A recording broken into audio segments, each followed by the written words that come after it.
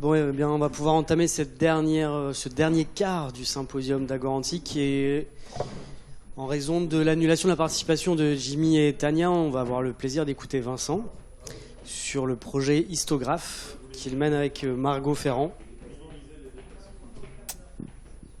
Je sais pas comment on met ça. Ouais, c'est bon. T'écoutes. Merci. Oui, donc c'est un peu la présentation surprise, puisque à la base, c'était Jimmy et Tania qui devaient présenter leur travail, et puis finalement, ils n'ont pas pu le faire. Donc, je remplace un peu au pied levé. Avec ce travail donc, qui a été fait avec Margot Ferrand, c'est une partie du projet Histographe qui impliquait également Guido. Mais bon, ce travail plus spécifiquement, c'était juste Margot et moi. Donc d'abord, alors j'espère... Est-ce qu'il y a des historiens dans la salle ? Je m'excuse à l'avance. Je vous fais toutes mes excuses pour les énormités que je vais raconter, si j'en raconte, ce qui ne devrait pas rater. D'abord un petit contexte sur le problème qu'on veut traiter. Après, une description rapide de la méthode qu'on a appliquée, comment on a comparé les résultats obtenus et puis ce que ça a donné en pratique. Donc, dans ce travail, on s'est intéressé à des documents qui datent de l'époque médiévale, qui s'appellent des terriers, qui sont en fait des registres fonciers qui étaient tenus par les seigneurs fonciers, donc qui possédaient tout un ensemble de propriétés, aussi bien à la campagne qu'à la ville. Donc là, plus spécifiquement, on s'est intéressé à Avignon. Et l'idée étant que les seigneurs donc, possédaient toutes ces propriétés qui étaient utilisées par des tenanciers qui eux-mêmes pouvaient faire des transactions, donc revendre un bien, un bâtiment, etc. Mais à chaque fois, ils devaient payer une taxe aux seigneurs. Donc c'était très important pour les seigneurs d'avoir ces registres pour lister toutes leurs propriétés et surtout savoir qui leur devait combien. Et avant l'arrivée des papes à Avignon, c'était pas forcément quelque chose de très répandu. Il y avait seulement les grands seigneurs qui disposaient d'un terrier, parce que ça coûtait cher à élaborer. Mais avec l'arrivée des papes, il y a eu une forte concurrence entre les seigneurs pour savoir qui possédait quoi en ville. Donc ils ont tous fait leur terrier et c'est devenu donc un document particulièrement intéressant pour étudier cette période-là. Dans ce travail, on s'intéresse plus spécifiquement à la période d'Avignon dans laquelle les papes étaient présents, au XIIIe et au XIVe siècle. Là, je vous ai mis un petit exemple d'une entrée dans un terrier. Donc c'est un petit peu tout le temps la même structure. Vous avez une déclaration avec d'abord l'identité du tenancier. Ici, c'est Bernard de Lavigne. Vous avez la traduction en français. Parce qu'en général, le texte il va être en latin ou en occitan, en provençal. Ensuite, vous avez la description du bien. Donc ici, c'est une maison. Et après, il y a une localisation du bien qui va être relative, en général. Parce qu'à l'époque, il n'y avait pas de notion d'adresse. Même les rues n'avaient pas vraiment de nom officiel. Donc on ne pouvait pas vraiment localiser de façon absolue un bâtiment ou un bien. Et donc on le localisait par rapport aux autres biens ou par rapport à des édifices particulièrement remarquables. Comme donc ici, vous voyez, on a une localisation par rapport à la vieille pelleterie, à une rue, avec d'autres maisons qui appartiennent à des personnes qui sont plus ou moins connues dans le voisinage, et ainsi de suite. Et la dernière information, c'est le montant de la redevance du tenancier. Donc ici, c'est 3 sous. Donc il y a plusieurs difficultés plutôt quand on veut traiter ce type de données. La première difficulté importante, c'est la taille des données et leur incomplétude. Donc il y avait un grand nombre de seigneuries qui recouvraient Avignon, chacune décrite par un terrier spécifique, puisqu'elle relevait d'un seigneur différent. Donc on ne dispose pas de tous les terriers. Même ceux dont on dispose ne sont pas forcément complets. Parfois, il y a des pages qui sont illisibles. Donc, bref, on a une information qui est, comme souvent en histoire, incomplète. On a également des données assez hétérogènes. Tous les terriers ne sont pas exactement les mêmes. La structure varie. Et même au sein d'un même terrier, ce sont des documents assez volumineux qui sont écrits par des personnes différentes au fil du temps. Donc, ça varie pas mal. D'un point de vue linguistique, il y a des grosses différences également. Donc, aussi bien linguistique, mais même en termes d'orthographe, rien n'est normalisé. Une même personne peut désigner un individu sous différents noms, soit en l'orthographiant différemment, soit en lui donnant un surnom, par exemple, ou en en accolant la ville d'origine, enfin, ce genre de choses. Donc c'est super compliqué à traiter d'un point de vue traitement du langage naturel, un aspect sur lequel je ne suis pas intervenu puisque Margot avait fait ça déjà avec Marc Elbez. Et dernière difficulté, c'était l'incertitude géographique, et c'est ça qui nous intéresse le plus ici. Puisqu'on n'a pas de notion d'adresse, on a des grandes difficultés pour localiser les différents biens dans la ville. À l'époque, il n'y a pas de cadastre, il arrive beaucoup plus tard. Donc c'est compliqué d'utiliser les approches classiques en histoire qui consistent à identifier des parcelles et tenter de les localiser de façon absolue pour ensuite faire une segmentation de la ville et pouvoir voir comment l'espace urbain se décompose en différentes parties. Donc on s'intéresse, nous, à la proposition de méthode qui permettrait de utiliser au maximum les localisations relatives qui sont disponibles dans les terriers pour essayer quand même de reconstruire une modélisation de l'espace urbain et utiliser ce modèle pour faire le partitionnement par la suite. Et la proposition, c'est de passer par une approche à base de graphes. Donc pour ça, Margot a constitué une base de données géographique. Je vous passe assez rapidement sur tous ces aspects techniques parce qu'en fait, c'est vraiment pas l'objectif principal de la présentation. Donc d'abord, l'extraction des informations a consisté à traiter 8 terriers. Et puis un autre document, c'est le compte des clavers de la ville, un document municipal. Il y a une étape de numérisation des documents historiques. Ensuite, il y a de l'océarisation, donc reconnaissance de caractères. Je ne sais pas si vous voyez comment ils écrivaient à l'époque, mais c'est très, très compliqué aussi. Les modèles actuels ne marchent pas là-dessus, il faut des modèles spécifiques. Détection d'entités nommées, là aussi les modèles actuels qui marchent très bien, ils sont faits pour les langages contemporains. Quand on applique ça à des langages, à des langues qui sont plus utilisées comme le latin ou le provençal de l'époque, c'est compliqué. Et puis voilà, donc il y a une intervention manuelle qui est très très significative. Au final, elle a construit une base géographique dans laquelle on a 9 types d'objets spatiaux. On a essentiellement des biens. Alors ça peut être à la fois des biens qui sont déclarés dans les terriers, et puis des biens qui sont juste mentionnés pour localiser les biens déclarés. Après, il y a pas mal de rues également. On voit 9% de rues dans tous les objets décrits. Des édifices, donc ce qu'elle a appelé édifice, c'est tout ce qui est église, cimetière, des édifices plus ou moins institutionnels, on va dire. Des bourgs, c'est-à-dire des lieux d'urbanisation, des petits centres locaux d'urbanisation à l'extérieur de la ville. Puis les portes dans les remparts eux-mêmes. Les livrets, ce sont les palais des cardinaux sous les papes. Et puis les repères géologiques, c'est tout ce qui est canaux, rochers des Dons, et c'est tout. Et à partir de là, donc, on a également détecté 3 types d'objets parmi ces objets spatiaux qui vont bénéficier de traitements différents. Il y a des objets qu'on va qualifier de ponctuels, donc par exemple une maison, on va estimer que ça occupe une position, un seul point dans notre modèle, mais des objets linéaires comme les rues, par contre, sont susceptibles d'être représentés par une séquence de points, et des objets surfaciques comme le rocher des Dons, par exemple, sont plutôt représentés par des polygones. Dans les sources, on a listé 42 relations spatiales.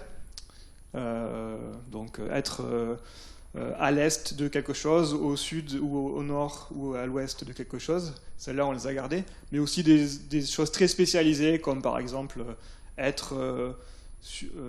faire le coin droit ou le coin sud-ouest de telle place, ce genre de choses, qui étaient utilisées une fois ou deux dans les données. Donc on a normalisé un petit peu tout ça pour se ramener seulement à ces quelques relations spatiales que j'ai indiquées ici. Donc être à proximité d'un objet, être au nord, au sud, à l'est ou à l'ouest d'un objet, ou être à l'intérieur d'un objet. La dernière étant différente, puisque c'est une relation hiérarchique. Un objet plus petit est à l'intérieur d'un objet plus grand. Par exemple, une maison est dans un bourg. Par contre, toutes les autres localisations relatives, elles sont plates, dans le sens où elles sont juste localisées les unes par rapport aux autres, sans appartenance. On a également des données supplémentaires qu'on va utiliser. Donc d'abord la géolocalisation de certains biens et de ce qu'elle a appelé, Margot, des invariants, c'est-à-dire des bâtiments qui existent encore aujourd'hui, ou en tout cas qui existaient à une date suffisamment récente pour pouvoir les localiser avec assez de précision. On a également accès aux relations spatiales entre les rues, donc savoir que telle rue est perpendiculaire à telle autre ou telle rue est dans la continuité de telle autre. C'est des choses qui n'apparaissent pas dans les terriers, puisque en fait ce n'est pas leur objectif, mais ce sont des informations auxquelles on peut accéder via d'autres sources. Et également, on a accès à la segmentation spatiale des objets non ponctuels. Bon, par exemple, le rocher des Dons, qui est un gros objet polygonal, on peut le décomposer en un ensemble d'objets ponctuels pour voir si ça marche mieux en termes de modélisation. Ok, donc pour résumer, donc, on a accès aux objets spatiaux et à leurs relations relatives, enfin leur positionnement relatif. Mais tout ça, c'est organisé de façon assez incomplète. Donc l'approche qu'on a proposée, c'est d'utiliser donc un graphe. Donc un graphe, pour ceux qui ne savent pas ce que c'est, ça correspond à l'objet que j'ai dessiné ici. Un ensemble de nœuds et un ensemble d'arêtes qui les relient. Les nœuds représentant des éléments qui composent un système et les arêtes représentant des interactions ou des relations entre ces objets. L'idée, c'est que avec une approche à base de graphes, on n'a pas besoin de localiser dans l'absolu tous les objets, on a juste besoin justement de cette information relative qu'on peut représenter sous forme de relation entre ces objets. Et ensuite, si on a un graphe qui est une bonne approximation de la représentation spatiale, le fait de partitionner le graphe nous donnera une bonne approximation d'un partitionnement de la ville elle-même. Donc l'idée, c'est que partitionner le graphe va constituer un proxy pour le partitionnement de la ville. Donc dans notre graphe, les sommets, ça va être des objets spatiaux, les arêtes, ça va correspondre à leur positionnement relatif. Je vérifie juste un peu l'heure, histoire de ne pas être trop long. Donc, j'ai un peu résumé ici les différentes méthodes qu'on a appliquées, parce qu'on a envisagé tout un tas de méthodes différentes pour réaliser l'extraction du graphe à partir des données brutes dont on disposait dans la base de données. Donc la méthode vraiment basique, c'est de dire, ok, je vais prendre tout ce que j'ai dans la base et je vais construire mon graphe avec, sans aucun discernement dans un premier temps. C'est un peu une méthode naïve. Donc là, sur le schéma, vous avez ici la partie, ce premier bloc-là qui représente la base de données. Ici, vous avez cette partie-là qui représente le terrier, avec à gauche les carrés qui représentent des biens qui sont déclarés dans le terrier, et à droite, une liste d'objets spatiaux qui sont utilisés pour localiser spatialement le bien qui est à gauche. Donc par exemple, le bien orange, il est localisé par rapport au cyan et au violet, et puis au magenta. On a également accès à la position spatiale de certains objets spatiaux, mais pas tous. Par exemple, le vert, on ne sait pas où il est, donc ici, il n'est pas représenté. Et à partir de tout ça, on va représenter chacun de ces objets, spatiaux qui apparaissent ici. On va les représenter sous forme de nœuds. On va utiliser ici ces liens, ces relations pour construire des liens. Donc par exemple, entre l'orange, on voit qu'il y a un lien avec le bleu, le cyan, le magenta et le violet. Et l'approche à base de graphe nous permet de représenter même les objets dont on ne connaît pas la position spatiale, comme le vert. Par contre, on sait qu'il est positionné par rapport au magenta et positionné par rapport au jaune. Donc là, on prend tout ce qu'on a en fait, on transforme tout ça en un seul graphe. Bon, j'inclus pas ici à une étape de nettoyage où on va faire un traitement en plus pour améliorer un petit peu ça, mais je ne vais pas rentrer dans les détails.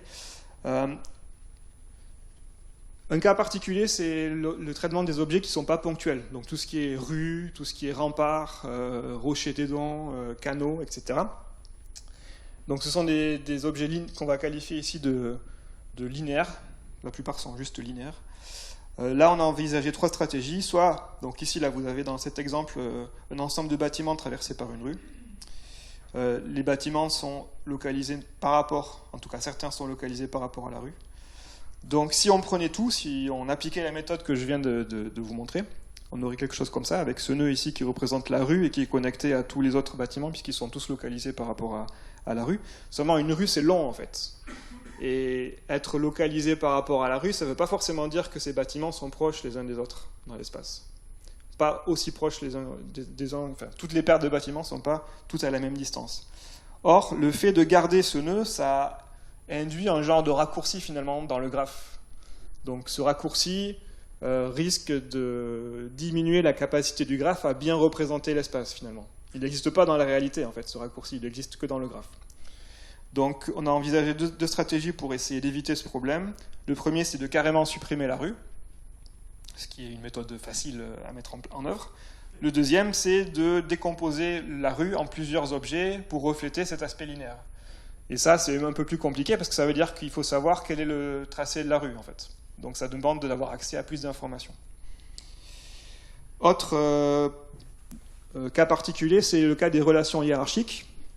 Donc là, dans l'exemple, vous avez une paroisse qui est représentée en gris et qui contient tout un tas d'objets différents. Donc cette paroisse, on pourrait là encore la représenter par un nœud qui serait connecté à tous les objets qu'elle contient. C'est figuré ici par des traits, des liens en pointillés, comme ça. Et on pourrait alternativement choisir d'ignorer ces relations hiérarchiques pour la même raison que tout à l'heure. Le fait de représenter ces liens ici signifie que finalement on va rendre très proche tout un tas d'objets dans le graphe alors qu'ils ne sont pas forcément très proches dans l'espace.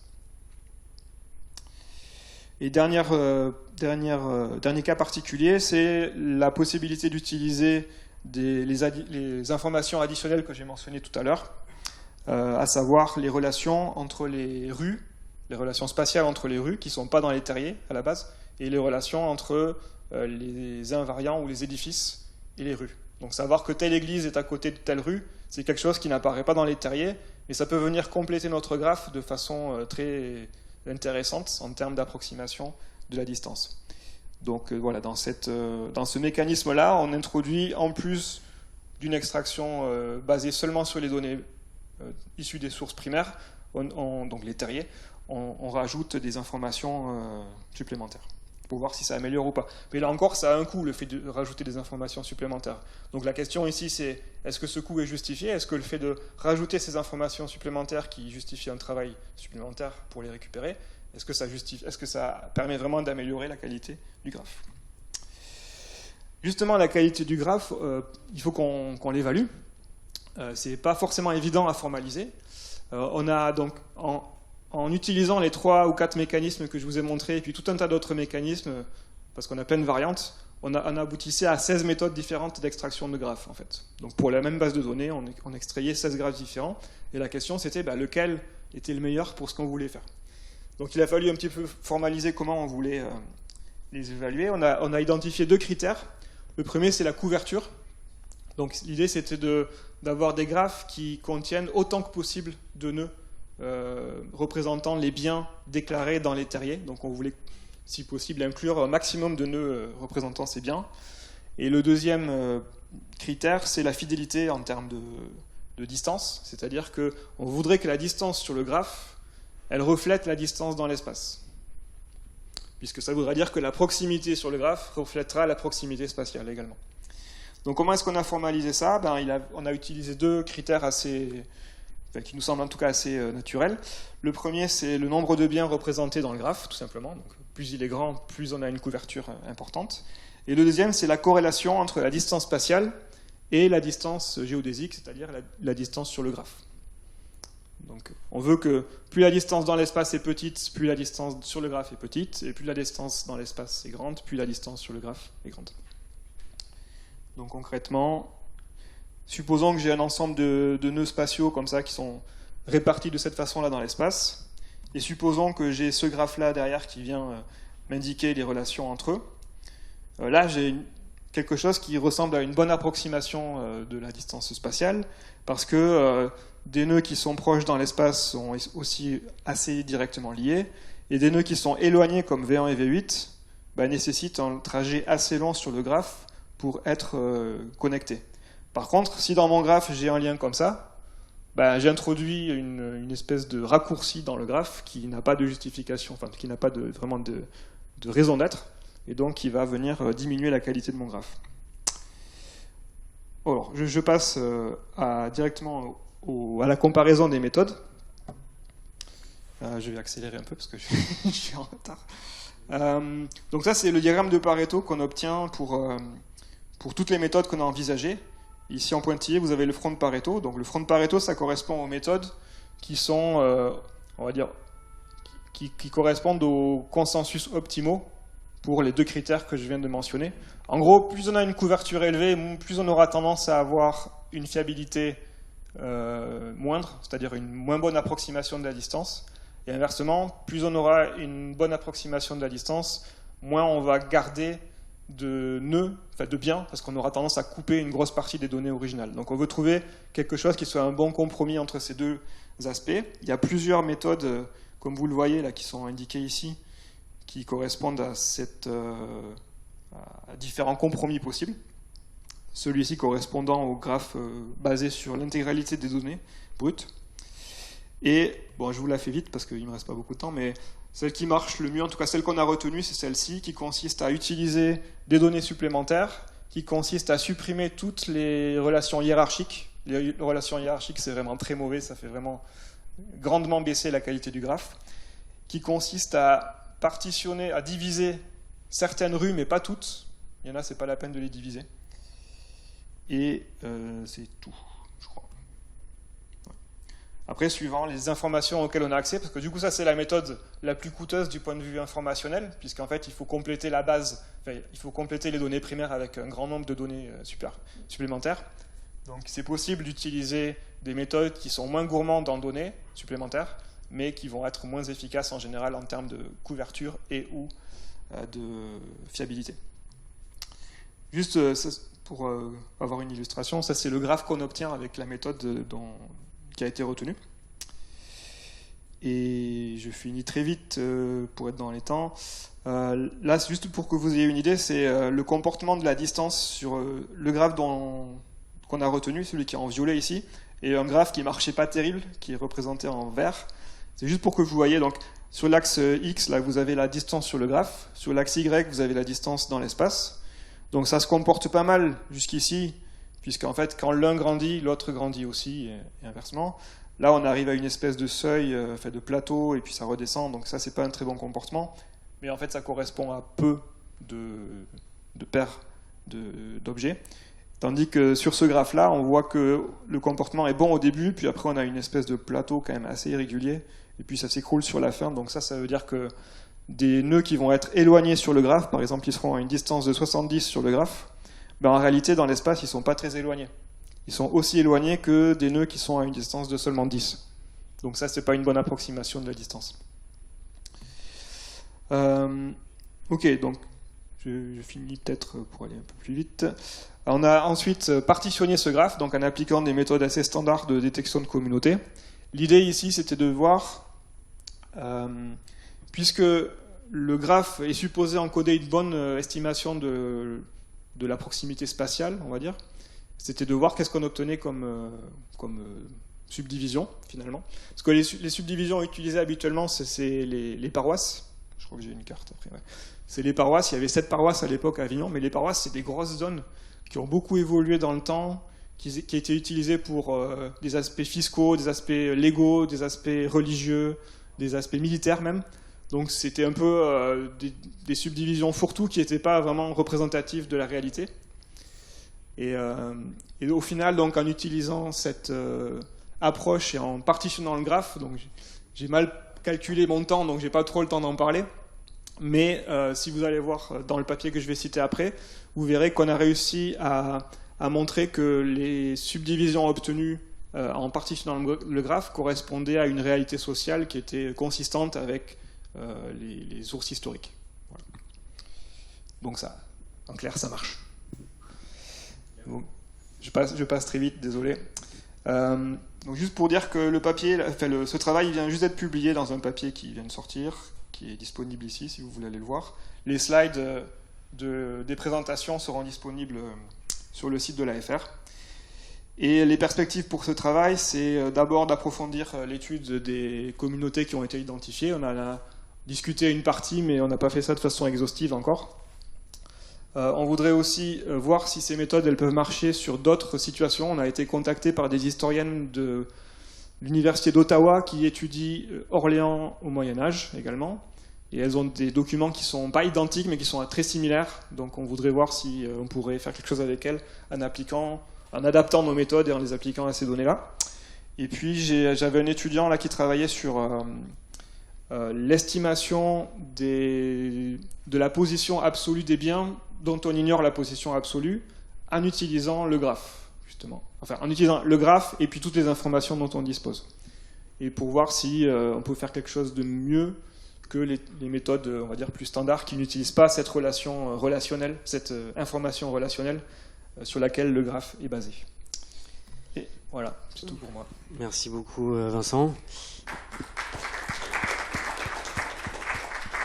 Alors, on n'a pas beaucoup de temps, mais on a quand même 5 minutes. Si vous avez des questions ou des remarques. Oui. Merci. Merci pour la présentation, Vincent. Sur l'évaluation de la méthode de partitionnement, tu as dit qu'il y avait une confrontation à des données historiques. Comment ça s'est passé, cette évaluation?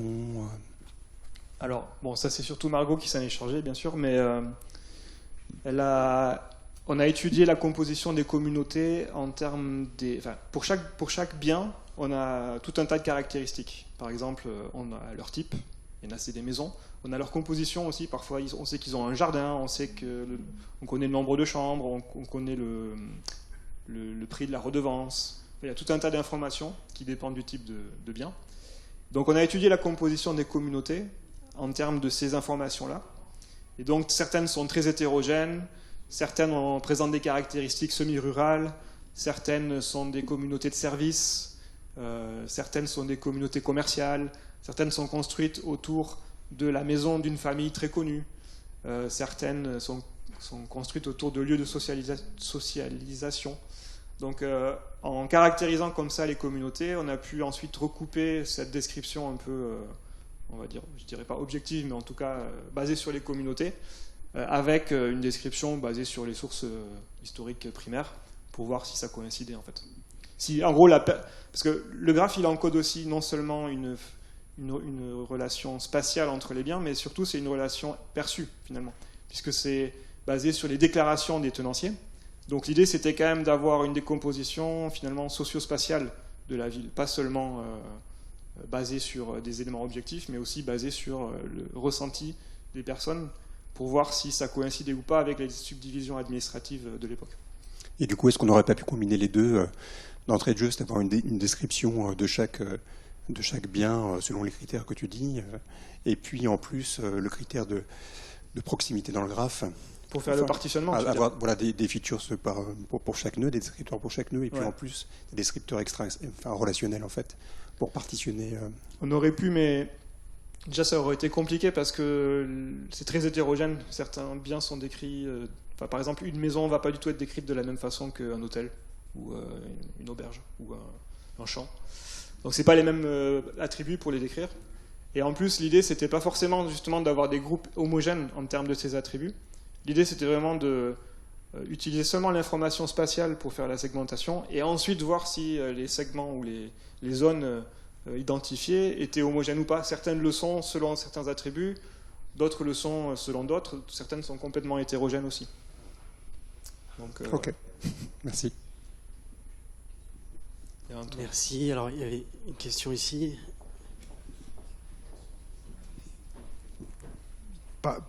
Parmi les données autres que spatiales, est-ce qu'il y a des données sur je veux dire, les activités?